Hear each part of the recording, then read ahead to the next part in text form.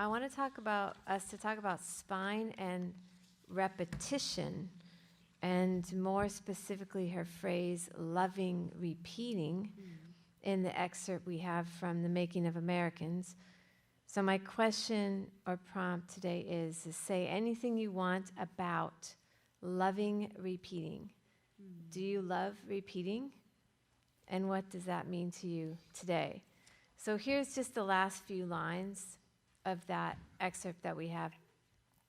Loving repeating in some is a going on always in them of earthly being. In some, it is the way to completed understanding. Loving repeating, then, in some, is their natural way of complete being. This is now some description of one.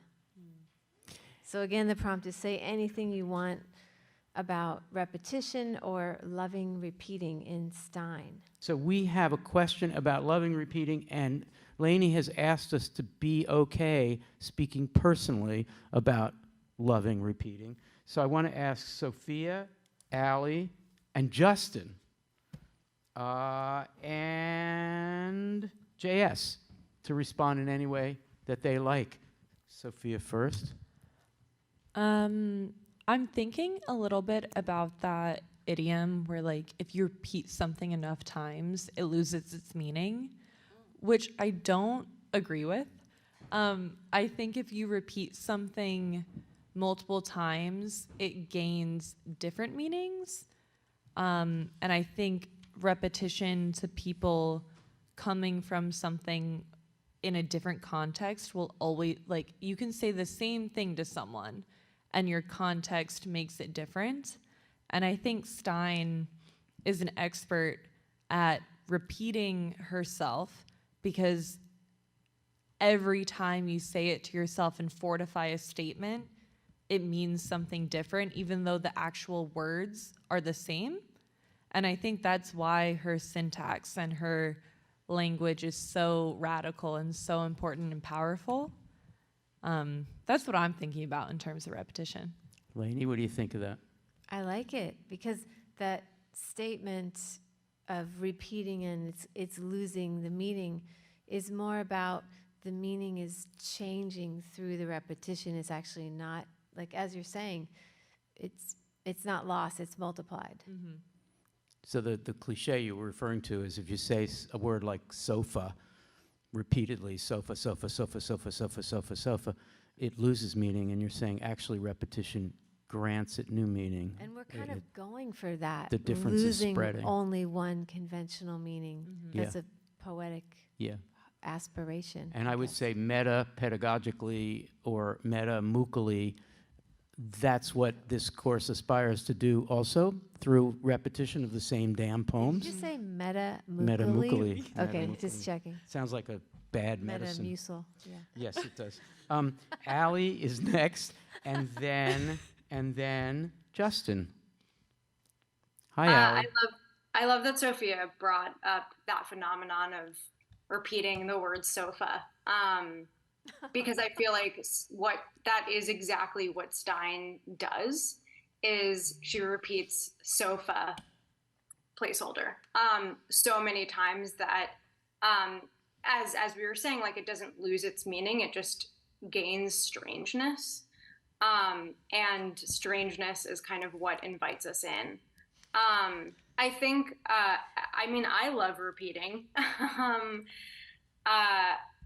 kind of struck by a comment earlier. I forget what passage of Stein this is, but invoking like the adolescentness of beginning, middle, and end.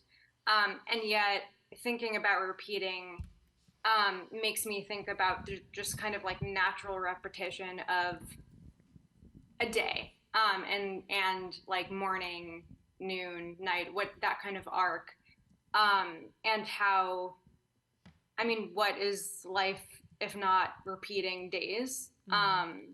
And so I think that there's something like super affirmative in this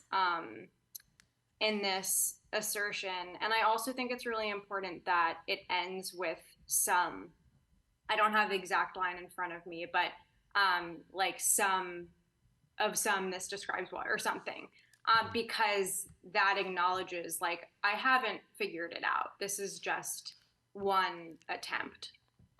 Like I'm paying attention now, and this is what's happening now, and tomorrow it's going to be something else. Yes. Yes. In terms of her ideas about composition, this means composition is always the enacting of the composing, and you just compose the contemporary by composing. So it seems circular and useless, but it's actually generative. That's a sort of a bad summary of her many statements about composition, which are really important. So we're going to Justin. So what's your history with ModPo? I first took ModPo its first year. I'm from Pennsylvania. I was back in Pennsylvania getting ready to move to New York. And 2012? 2012, and have dipped back in, off the calendar, on the calendar year ever since. But This is so cool because we often hear about this, but it's sort of hard to believe. I'm not meaning to criticize you or insult you or anything. The opposite. The opposite. Like you did this course in 2012, and this is 2023, and you're back to it. Can you? I never really left. I mean, I've every year. Can you explain this?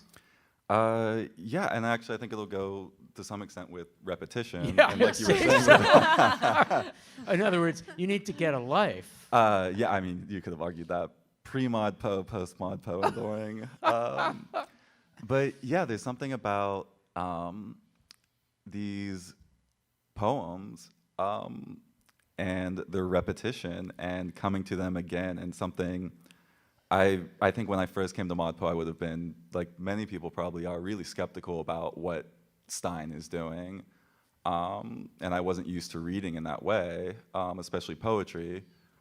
And now which I imagine for a lot of other ModPoers is one of my favorite poets. Yes. I mean, particularly within the course, but in general, I take a copy of Tender Buttons with me on the subway. Really? All the time, yeah. Just, it's a good book to read Can I ask you a question? after a night out. Shouldn't it be required of all New York City subway riders? I think it would. They should be That and handed out Frank for O'Hara free. would What do be. you I think? wanna ask- Anne's thinking of ideas now, right? Well, Hand it out. I want to ask Justin a quick question, because for people who are reading Stein for the first time, ModPo people all over the world, and some of them who are just really hitting a wall, can you say something about what changed for you as you stuck with it to kind of help these our ModPo friends everywhere pep out? talk. Usually I'm the one doing the pep Cheerleading. talk. Now you do it. What Cheerleading. happened?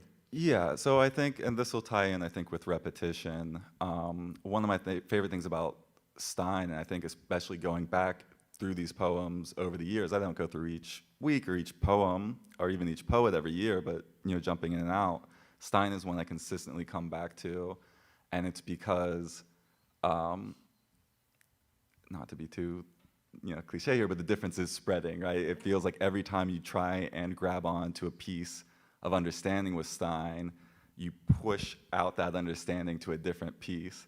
And so her poems are, through repetition, are constantly changing, and I think that ends up making the poems much more interesting than a straight ahead narrative poem would be. So you read Stein 12 years later, and I hear some of the comments from people that I've seen or heard from these things over the years, and I come to a new understanding of Stein that's equally valid and equally interesting or moving, that gives me a fullness from rereading that is more than I would get from reading, maybe something new for the first time. Right? It's just more novel sometimes. That is wonderful. Thank you. That's great. What a recommendation. If you're stuck on a desert island, you can only have one small book. Tender Buttons would be fine for years. 12 years later, you'd be okay. We're going to turn to JS, but I think that Dan has something to say about this. Michael? Yes, Dan spelled, until ModPo introduced me to Stein, I didn't know other people repeat it outside of myself and my family. I can say only a few words aloud, so I have to use them to mean something different each time. My kind of autism involves severe motor difficulties. So when I was growing up, someone would tell me to do something, like putting on my shoes. And before I could do it, they would say it 5 more times. Depressingly, each iteration meant the same thing, though with more and more negative affect. So I love the way Stein proves the richness of repetition. Wow, amazing. Thank Wow. you so much. Yeah. So, in a way, Dan, your first year with Stein, which in 2012, where everything, all of this was new for you, Stein was speaking to you. And that is an amazing thing to think about, because the rest of us were just sort of catching on, and you understood deeply the situation of repetition. That's astonishing. JS, I don't know how you're going to follow that, my friend, but I would love to hear your thoughts. So I know we talked a little bit about the reproductive evoked in the repetition here. But for some reason, to me, this poem evokes reproduction at a microscopic cellular atomic level. And I think it's partially evoked by earthly being and thinking about, what unifies all earthly beings is sort of the tiniest particles of being, and their sort of constant vibration, energy, and also reproduction. And then maybe to analogize it to language, thinking about how repetition for Stein happens at so many different scales, at the level of phonemes, like individual phonemes or individual sound units, at the level of simple, plain language words, at the level of sentence structures. And yeah, just these kind of like different scales of repetition. And then also I wanted to pick up on Ali talking about the last sentence. This is now some description of one. I think maybe the one there for me is also what sort of draws me to thinking about one as like, again, the smallest unit, indivisible units of like atoms or cells. But on top of that, the slant rhyme of some and one also make me want to swap those words, and just thinking again about the sentence and the way we could rearrange it. The last sentence reads, "This is now some description of one," but I also want to read it as "this is now one description of some," but also I want to read it as "this is now a description of someone." And so, yeah, even there, I don't know, the way that like the sound repetition then invites us to see the repetition within words, but also their differences